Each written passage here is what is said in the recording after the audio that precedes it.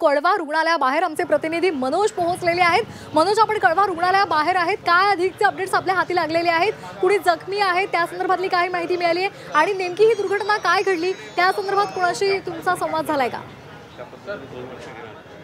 अगदी बरोबर आहे। मी कळवा हॉस्पिटलच्या बाहेरच आहे। या ठिकाणी जवळपास 10 जणांना या ठिकाणी आणलेलं आहे, त्यांच्यावर उपचार सुरू असल्याचं सांगण्यात येत आहे।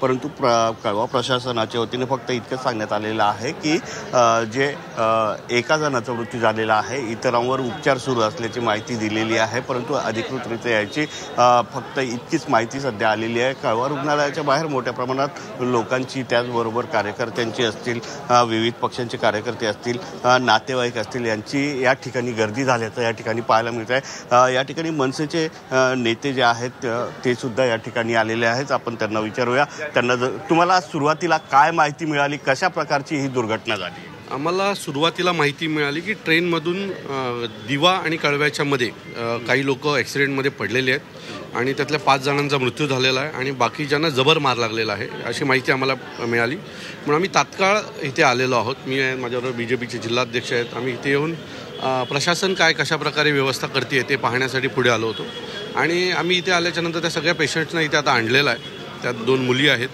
आणि एकूण 10 पेशंट्स आहेत आणि त्यांच्यावर उपाययोजना चालू आहे। आमच्या कळवा हॉस्पिटलची संपूर्ण टीम जिगरीचा प्रयत्न करते सगळ्यांना वाचवण्यासाठी। उत्तम व्यवस्था आतमध्ये आहे, उत्तम सुविधा देण्याचं काम सुरू आहे। परंतु रेल्वे प्रशासनाची जी हलगर्जीपणा आहे त्यातून ह्या घटना रोज घडतात। रोज 1-2 जणांचा ॲक्सिडेंट होतो, त्यांचा मृत्यू होतो आणि ह्या घटना जोपर्यंत थांबणार नाहीत तोपर्यंत मला असं वाटतं की आपण लोकांना, ठाणेकरांना मुभा देऊच शकणार नाही ना।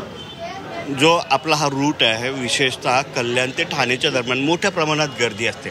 आजची ही दुर्घटना झाली, नेमकी तुम्हाला काय माहिती आहे? ते लोकलमधून पडले की एक मेल एक्सप्रेस बाजूनी जात होती त्याला घासून पडले अशी माहिती मिळते। नेमकी कशा प्रकारची माहिती तुमच्याकडे? ज्यावेळेला 1.5 तासापूर्वी तुमच्याच वाहिनीमधनं ही आम्हाला माहिती भेटली की मुंब्र्यामध्ये लोकलमधनं प्रवासी त्या ठिकाणी पडले आणि लोकल आणि एक्सप्रेस, आम्हाला मिळायला माहिती आहे लोकल आणि एक्सप्रेस याच्यामध्ये काही प्रवासी घासले आणि त्याच्यामध्ये ते प्रवासी 10 जण पडले आणि तात्काळ त्यांना या कळवा हॉस्पिटलमध्ये आणण्यात आले।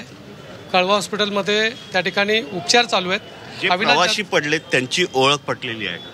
याच्यामध्ये 3 जे प्रवासी आहेत त्याच्यामध्ये अननोन आहे, त्यांची ओळख पटलेली आहे। 7 जणांची ओळख पटलेली आहे आणि आयडेंटिटी कार्डच्या माध्यमातून त्यांची ओळख पटलेली आहे। मनोज, एक महत्त्वाचा मुद्दा आहे, तिथे रुग्णांचे नातेवाईक आहेत का, जे जखमी त्यांचे नातेवाईक आहेत का, त्यांच्याशी संवाद साधा प्लीज। आतून वाचवण्याचे प्रयत्न या ठिकाणी होत आहेत। या ठिकाणी आमचे सर्वपक्षीय आम्ही पदाधिकारी आहेत, सुहास देसाई, अविनाश जाधव, उमेश पाटील आहेत, सर्वजण या ठिकाणी आम्ही उपस्थित आहेत। कळवा हॉस्पिटलला जी मदत लागेल ती मदत आम्ही या ठिकाणी करायला तयार आहे।